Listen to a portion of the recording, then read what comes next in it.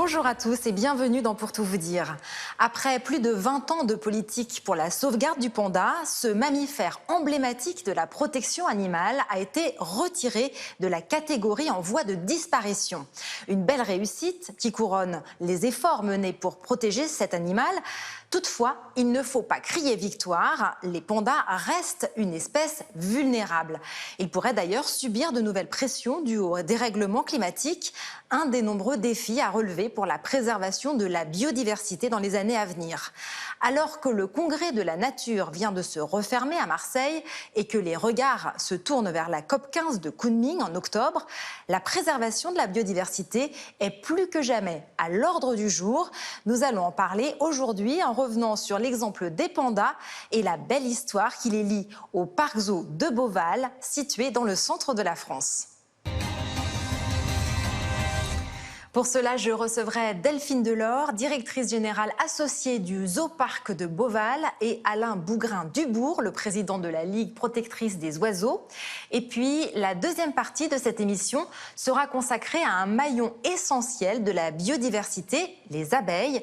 Nous en parlerons avec l'inventeur d'un outil innovant pour l'apiculture, Jérôme Clergeau, qui nous rejoindra tout à l'heure. Bonjour à tous les deux, Alain Bougrain-Dubourg et Delphine Delors, et merci d'être avec nous pour parler de biodiversité et de pandas. Delphine Delors, vous êtes la fille de la fondatrice du parc zoo de Beauval et vous en assurez la direction avec votre frère, Rodolphe. Beauval, pour ceux qui ne le connaîtraient pas, c'est un parc zoologique situé à Saint-Aignan, en région Centre-Val de Loire, qui accueille plus de 35 000 animaux sur 44 hectares, dont aujourd'hui 4 pandas, on va en parler. Et vous, Alain Bougrain-Dubourg, vous êtes un journaliste, un réalisateur et un défenseur des animaux connu par tous les Français pour vos émissions de télévision. Et vous œuvrez depuis 1986 pour la protection des animaux en tant que président de la Ligue protectrice des oiseaux, la LPO. Alors, la biodiversité, depuis quelques années, on en entend de plus en plus parler parce que son évolution inquiète. On parle d'effondrement de la biodiversité, on parle d'extinction de masse, des termes qui font peur. Est-ce que vous pourriez nous donner un aperçu de la situation, Alain Bougrain-Dubourg, peut-être en France, se limiter peut-être à la France, nous donner quelques exemples peut-être significatifs? On va dire que globalement, on considère qu'actuellement, au moment où je vous parle, vous avez une espèce de batracien sur 3 qui disparaît, une espèce de mammifère sur 4, une espèce d'oiseau sur 8, parfois moins encore. C'est dire le déclin auquel on assiste. Mais j'ai envie de prendre un exemple plus global. On va prendre les mammifères, par exemple, sur la planète actuellement. Eh bien, figurez-vous que 67% des mammifères qui vivent sur la planète, c'est le bétail de l'homme. Les bovins, les caprins, voilà, c'est le bétail de l'homme. 30% des autres mammifères, ce sont les hommes. Vous faites le calcul, ça fait 97%. Il reste 3% de mammifères sauvages, de la musaraigne à la baleine en passant par le rhinocéros, qui subsistent actuellement sur la planète. Voilà ce qu'on a fait de la biodiversité qui est en déclin. Et si on a conscience du drame que l'on vit sur le plan climatique avec tous les effets produits, je crois qu'on ne mesure pas assez que le déclin de la biodiversité nous emmène de la même manière dans le mur. Oui, alors, juste pour mettre les choses un tout petit peu au clair, mais très vite, est-ce que vous pourriez nous rappeler quels sont, en fait, les principaux fléaux qui sont des défis pour la biodiversité? Alors, très clairement, on le sait, c'est l'agriculture intensive. Ça va de l'huile de palme en Asie du Sud-Est au soja qui conduit à la déforestation. Et puis, l'intensification, le cortège chimique en Europe, par exemple. Ensuite, c'est l'artificialisation, le béton et l'asphalte qui rongent les espaces naturels agricoles. Il y a les espèces invasives qui vont poser un problème aux vivants dans les différents sites. Et puis, enfin, et c'est très important, il y a le réchauffement climatique. Alors, la protection des espèces, c'est aussi une des missions du parc zoo de Beauval, qui a mis en place de nombreux programmes de recherche, et notamment en collaboration avec la base de recherche sur les pandas géants de Chengdu, en Chine.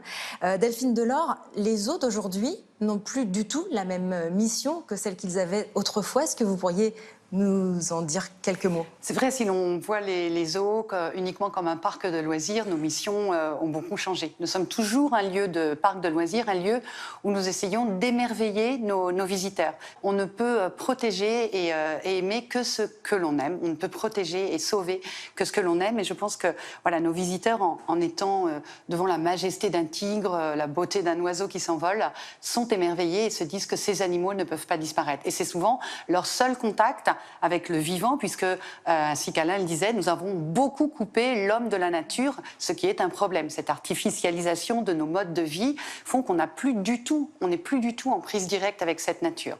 Nos missions, je dirais, c'est vraiment émerveiller, protéger et parler aux gens. Alors, sensibiliser. Le Congrès mondial de la nature de l'UICN vient de se refermer et on attend maintenant la COP 15 qui va se tenir à Kunming en Chine. Un premier volet en ligne et puis la suite, je crois, en mars 2022. Quelles sont les spécificités de ces deux rendez-vous, très rapidement, et puis à quoi ça sert finalement? Alors, on va dire que l'UICN, ça représente un peu plus de 150 pays, 18 000 experts, qui font finalement l'état des lieux du vivant. Et c'est eux qui nous indiquent, pour les espèces animales et végétales, quelles sont les plus menacées. Par exemple, à Marseille, on a pu constater que les efforts qui ont été engagés pour moins prélever de thon ont porté leurs fruits. Les thons remontent.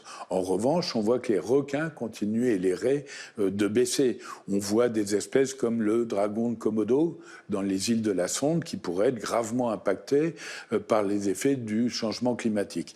Donc c'est un état des lieux, alors que les COP, c'est purement politique. C'est-à-dire que les pays s'engagent sur des mesures qui auront été proposées, mais là, c'est en principe contraignant.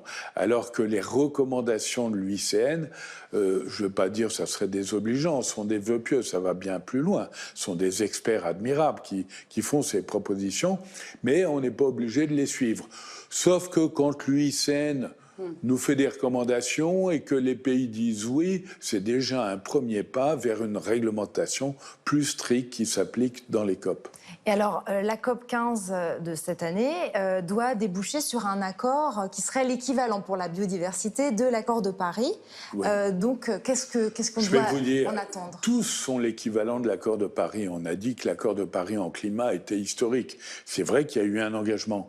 Mais moi, à mon âge, j'étais à Rio pour la première ou l'une des premières COP importantes, le sommet de la Terre à Rio en 1992.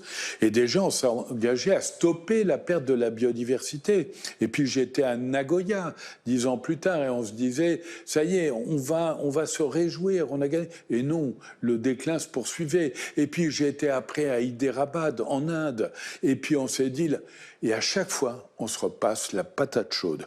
On est actuellement en train de vivre un déclin, mais dramatique, du vivant.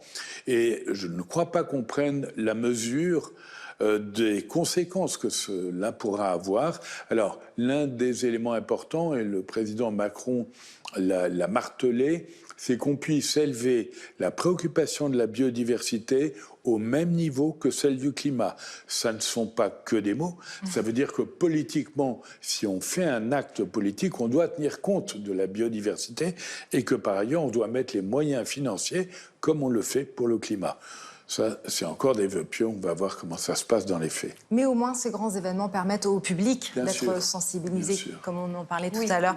Le panda, c'est plutôt une bonne nouvelle, là, pour le coup. Le panda n'est plus une espèce en voie de disparition. Je crois que le Il est l'UICN, vulnérable.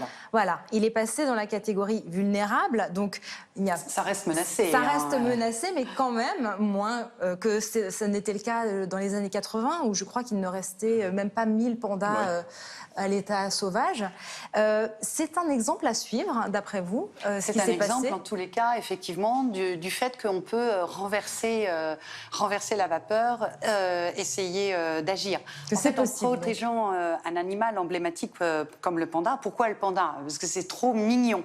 Du coup, les gens l'aiment. Du coup, ils veulent le protéger. En protégeant le panda, comme en protégeant une autre espèce emblématique, on va évidemment protéger toute la biodiversité qui est autour de lui. En créant ces réserves, on va protéger les milliers d'espèces d'oiseaux, les dizaines de milliers d'espèces d'insectes, de flore, etc. Donc, ces espèces deviennent des ambassadeurs, des porte-paroles des espèces en voie de disparition et des espèces porte-parapluie, en ce sens qu'ils vont, en les protégeant, on va protéger les autres. Et ça, c'est vraiment extrêmement important. Quel est l'intérêt de protéger une espèce comme le panda qui n'apporte pas de services Alors- écosystémiques, comme on les appelle aujourd'hui, enfin, qui est d'une certaine manière inutile? Et la Joconde, elle est utile? Voilà, c'est tout. Enfin, Toute espèce, de toutes faut les pas façons, poser des questions est pareilles. utile. mais on n'a pas le droit. Enfin, on est dominant sur la planète. On a des devoirs à l'égard des plus faibles. Voilà, on n'a plus à se poser la question de l'utilité ou non. On doit cohabiter avec le reste du vivant et s'intégrer au milieu avec pudeur. Et puis on le voit bien, quand on déséquilibre la nature et que les espèces disparaissent, on voit bien ce qui se passe derrière avec des populations surabondantes dans d'autres, des disparitions, des espèces invasives qui arrivent. Non, toute espèce a un rôle à jouer. On peut nous le demander pour l'orang-outan. Pourquoi sauvegarder l'orang-outan? Exactement. Il y a plein de raisons. Et alors, le panda, c'est une star à Beauval. Hein, et il a boosté les visites. Vous pouvez nous expliquer ce qui s'est passé depuis L'arrivée des pandas, effectivement, en communication, a permis à Beauval d'avoir une ampleur nationale. On est devenu connu, effectivement, nationalement.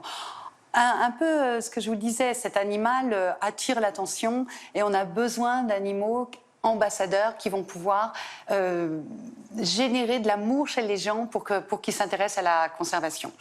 Quand je fais des campagnes de publicité, je vais afficher un panda, je ne vais pas afficher sur la biodiversité, les menaces, etc. D'abord parce que les gens en ont un peu ras-le-bol, parce qu'on a besoin d'avoir de bonnes nouvelles. Donc ils viennent passer une bonne journée. Et quand ils sont chez moi, là, à ce moment-là, on peut tirer les ficelles et leur expliquer tout ce qui se passe. Et on n'arrête pas tout au long de leur journée de leur parler et des bonnes nouvelles qui se passent et de ce que l'on peut créer pour cette sauvegarde de la biodiversité. Donc le panda est un... Le panda est vraiment très utile, cet ambassadeur. C'est vraiment un fort symbole.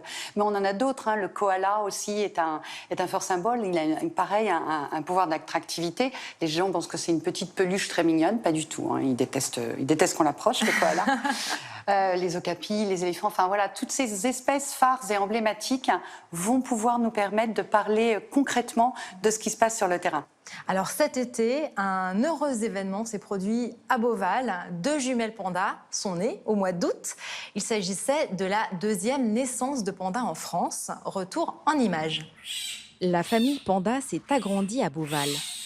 Juan Juan, la femelle panda prêtée par la Chine au zooparc de Beauval, a donné naissance à 2 bébés en pleine santé dans la nuit du 1er au 2 août. 2 petites boules roses qui feront leurs premiers pas auprès de leurs parents, comme leur grand frère, Yuan Mang, né au parc le 4 août 2017. Pour la naissance, une opération aussi délicate qu'exceptionnelle, toute l'équipe de Beauval était sur le pont et une soigneuse du centre de recherche sur le panda géant de Chengdu est venue spécialement prodiguer des soins aux côtés des vétérinaires du zoo. À leur naissance, les nouvelles-nées étaient en pleine forme, avec un poids se situant dans une fourchette haute. Aujourd'hui, Fleur de Coton et Petite Neige ont déjà bien grandi. À 1 mois et demi, elles pèsent chacune près de 2 kilos. Les nouvelles stars de Beauval commencent à se couvrir de poils noirs et blancs sous l'œil d'une caméra qui permet au public d'avoir des nouvelles en direct sur écran. En attendant de pouvoir les admirer dans le parc qui leur est consacré quand elles seront plus grandes. À l'âge adulte, Elles vivront seules et passeront 14 heures par jour à mastiquer 20 kilos de bambou. Voilà, c'était un moment très émotionnel, je suppose, Delphine Delors. Émouvant. C'est très émouvant. Moi, j'étais effectivement auprès de Juan quand elle a mis bas. Et c'est vrai que l'arrivée de ces petites jumelles est un événement majeur pour le monde des zoos, pour le monde de la conservation, parce que c'est encore une fois un emblème. Voilà, cette reproduction si difficile en plus chez les pandas porte beaucoup d'espoir. Et puis nous avons beaucoup d'animaux qui se reproduisent à Beauval. Nous avons plus de 900 naissances par an. Et pour certains, on a fait des réintroductions. Par exemple, nous avons ramené 2 femelles gorilles qui sont nées à Beauval au Gabon. L'une d'elles a eu un bébé qui est unique au monde, puisque pour la première fois au monde, au Gabon, est né un bébé gorille issu de 2 gorilles nés en parc zoologique. Alors, on va retrouver maintenant, s'il est bien avec nous, en liaison vidéo, le docteur Baptiste Mulot, chef vétérinaire du parc zoo de Beauval. Merci d'être avec nous. Est-ce que vous pourriez revenir très rapidement justement sur ce moment exceptionnel et très émouvant de la naissance des jumelles pandas au mois d'août ? Alors, c'était un moment assez intense. On savait, les quelques jours qui ont précédé la naissance, on savait qu'il y avait 2 bébés. On avait vu à l'échographie, on savait que les 2 bébés grandissaient de manière homogène. Et tout s'est passé très très vite. Juan a vraiment bien travaillé et on a eu assez rapidement en fait 2 bébés qui étaient quasi identiques. Donc pour le coup, on voyait pas de différence entre les deux. Et surtout, on a eu un vrai changement du comportement de Juan par rapport à ses bébés, puisque instantanément, elle s'est tout de suite mise en mode maman et à s'occuper de ses bébés et des 2 pendant quelques secondes, en tout cas, quelques minutes, de manière très maternelle. Donc elles pesaient, je crois me souvenir, 128 et 149 grammes à la naissance. Elles en sont où aujourd'hui? Comment est-ce qu'elles se développent? Comment est-ce qu'elles grandissent? Alors, elles grandissent très bien. On a une belle courbe de poids. Elles faisaient effectivement 128 et 149 grammes à la naissance. Et aujourd'hui, en un mois et demi, elles ont multiplié leur poids un peu plus d'un facteur 10, puisqu'elles sont à 1,9 kg chacune quasiment. On devrait passer la barre des 2 kilos là, d'ici ce week-end. Donc, ça n'a plus rien à voir avec les images qu'on voit là. C'est-à-dire qu'à la naissance, effectivement, c'est tout rose, sans poils, les yeux fermés. Et c'est une toute petite crevette. Aujourd'hui, on a 2 petits bouddhas d'1,9 kg qui sont tout en poil, avec les très jolies taches noires du panda. On a une vraie distinction entre les 2, puisqu'elles ont toutes les 2 des taches qui sont bien distinctives. Et donc, on sait les reconnaître sans souci. Merci beaucoup Baptiste Mulot d'avoir été avec nous. Vous étiez bien sûr tous les 2. Je ne sais pas si vous étiez présents. Non, je n'étais pas présent. La question qui se pose, est-ce qu'on considère qu'elles sont sauvées aujourd'hui? Oui. Oui. Elles sont, on aurait dû la poser à Baptiste, oui. Mais oui, on considère qu'elles sont hors de danger. Les Chinois attendent 100 jours, puisqu'on a la cérémonie du nom au bout de 100 jours. Mais alors, là, elle s'appelle maintenant Fleur de Coton? Alors, elle s'appelle Fleur de Coton et Petite Neige, mais ce sont des surnoms pour l'instant. Ah oui, d'accord. Donc, nous allons voir avec la Chine pour les nommer. Puisque c'est la partie chinoise qui donne les noms traditionnellement à ces pandas. On verra comment on fait. D'accord. On garde le mystère pour l'instant. Et pour finir, on va revenir sur une actualité qui vous concerne tous les 2. Au mois de juin 2021, Beauval est devenu un refuge LPO. L'idée, c'est que vous vous associez pour mener des actions ensemble en faveur de la protection des animaux. Est-ce que vous pourriez nous raconter comment ça va s'articuler et peut-être nous rappeler, Alain Bougrain-Dubourg, pour ceux qui ne savent pas, ce que c'est qu'un refuge LPO? Alors, un refuge LPO, c'est un lieu où on essaie de favoriser la biodiversité à travers des conseils qui sont donnés par les experts de la LPO. Chacun peut faire son refuge voilà. LPO. Alors, on en a à peu près 40 000 en France actuellement et ça représente 50 000 hectares. Globalement, c'est considérable. Il y en a qui sont singuliers, comme le parc zoologique de Beauval, mais il y a tout récemment l'hôtel de Roquelaure, c'est le ministère de la Transition écologique, qui est devenu refuge LPO. Enfin bon, on a des refuges très prestigieux et l'idée, c'est d'inviter les citoyens, comme les entreprises, comme l'administration, à valoriser le site pour favoriser la biodiversité. Et on est ravis que ça se passe à Beauval, parce que il y a un espace formidable, il y a des gens compétents, il y a une volonté commune. Je voudrais dire qu'on n'est pas d'accord, ça a été une réflexion au conseil d'administration de la LPO de faire la même chose dans tous les parcs zoologiques, parce qu'on est réservé sur la captivité, mais il y a des parcs zoologiques comme Douai-la-Fontaine, Beauval et autres, avec qui on travaille dans des programmes extraordinaires de sauvegarde, les vautours fauves par exemple, qui existent dans les Cévennes grâce à la collaboration avec des gens comme Douai-la-Fontaine ou autres. Et donc, voilà. Et on a un projet, je ne vais pas être trop long, qui va être, je peux le dire, oui, bien sûr. J'espère, le plus grand centre de soins pour la faune sauvage d'Europe. Le plus remarquable qu'on va faire à Beauval. J'en ai parlé avec l'équipe et on a réfléchi, on a fait des échanges avec nos équipes respectives. Et là, c'est formidable, c'est pour soigner tous les animaux sauvages victimes de la route, de la chasse, des fils à haute tension, que sais-je encore, et qui arrivent dans les centres de soins et qu'on soigne pour relâcher dans la nature. Voilà. On va continuer de parler de la biodiversité et nous allons accueillir maintenant l'invité de la deuxième partie de cette émission, Jérôme Clergeau, pour parler des abeilles, de leur rôle essentiel pour la biodiversité et la production de notre alimentation et de l'entreprise qu'il a créée pour aider les apiculteurs. Bonjour Jérôme Clergeau. Bonjour. Et merci de nous rejoindre. Vous êtes fondateur de B2BIP et vous œuvrez pour la défense des abeilles en fournissant des solutions connectées pour les apiculteurs et en accompagnant les entreprises dans leur démarche RSE. Vous allez nous expliquer tout ça. Mais tout d'abord, vous avez commencé par inventer une balance connectée quand vous étiez étudiant, je crois, pour les ruches. Et aujourd'hui, vous avez donc cofondé une entreprise pour commercialiser cette innovation. Vous pouvez nous raconter le concept et un petit peu l'histoire qu'il y a autour? L'idée, c'est ça, vous avez tout bien résumé. On était sur un projet étudiant à la base où on devait concevoir une balance connectée pour l'apiculteur de notre lycée. Et puis, ce projet étudiant, petit à petit, s'est transformé en une entreprise, sentant qu'il y avait un intérêt particulier. Le monde de l'agriculture est très moderne, très industrialisé, contrairement à ce qu'on pourrait croire. Et l'apiculture est restée un petit peu en marge de tout ça. Donc, à force de faire des salons, de discuter, on s'est rendu compte que la balance connectée avait un vrai atout et un vrai intérêt pour l'apiculture. Et donc, on s'est lancé. Et donc, j'ai fondé la société. Puis, j'ai été rejoint et je me suis associé avec un industriel du pesage, parce qu'il faut toujours être accompagné par des plus anciens, c'est mieux. Donc, voilà, on a monté ensemble la société. Aujourd'hui, on a la chance de vendre partout en Europe et partout dans le monde. Alors, est-ce que vous pourriez nous expliquer à quoi ça sert de peser les ruches? Pour ceux qui ne connaissent pas l'apiculture, ça ne semble pas quelque chose d'essentiel. Qu'est-ce que ça apporte? Alors la balance, c'est avant tout un outil de mesure pour les apiculteurs. L'avantage, c'est qu'on va pouvoir suivre tout ce qui se passe en temps réel sur les colonies. Donc la balance se positionne sous la ruche et envoie toutes les 30 minutes des informations sur un tableau de bord. Par exemple?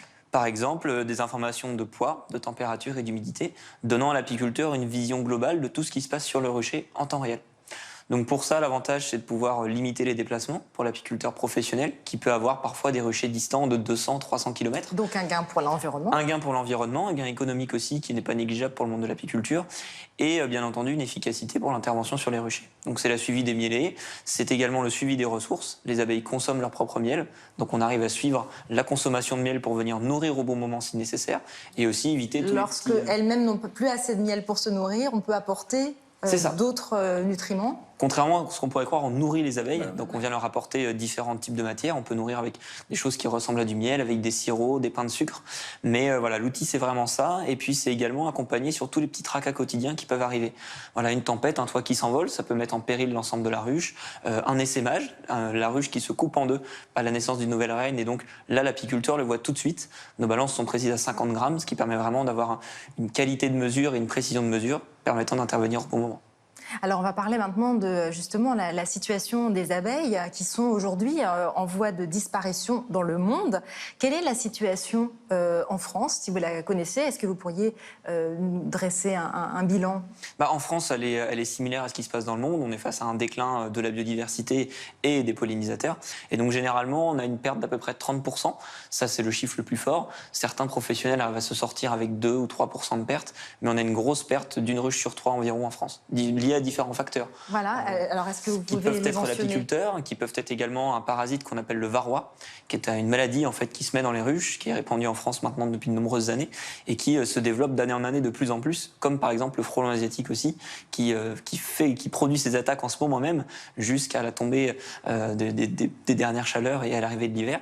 Et donc tous ces fléaux... Il y a les pesticides, il faut commencer Bien sûr. par ça, tel Oui. glyphosate. Les tel pesticides, tout. le changement climatique, toutes ces causes-là, c'est multifactoriel qui causent le déclin de l'abeille. Vous vous rendez compte qu'en Californie, on est obligé d'avoir des smirmorques avec des milliers de ruches, où, entre parenthèses, les abeilles sont victimes un peu d'une maltraitance. Elles sont pas bien. C'est pas où on les lâche pour pouvoir polliniser, et puis on les récupère après. Enfin, on est dans un monde surréaliste.